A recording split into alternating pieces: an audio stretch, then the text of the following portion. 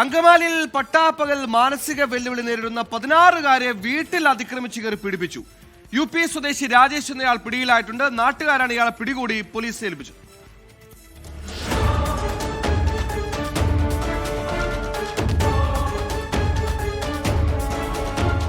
ഇന്നലെ രാവിലെയാണ് അങ്കമാലി ഞെട്ടിച്ച സംഭവം. മാനസിക വെല്ലുവിളി നേരിടുന്ന 16-കാരിയുടെ വീട്ടിൽ അതിക്രമിച്ചു കയറിയാണ് പ്രതി ക്രൂരകൃത്യം നടത്തിയത്. വീട്ടുകാർ ഉണ്ടായിരുന്നില്ല. പെൺകുട്ടിയുടെ നിലവിളി കേട്ട് ഓടിയെത്തിയ നാട്ടുകാർ UP സ്വദേശി രാജേഷിനെ കൈയോടെ പിടികൂടി. തുടർന്ന് അങ്കമാലി പോലീസിന് കൈമാറി.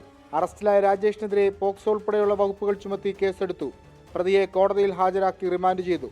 ഇയാളുടെ ക്രിമിനൽ പശ്ചാത്തലമടക്കം പരിശോധിച്ചു വരികയാണ് പോലീസ്. 24 കൊച്ചി.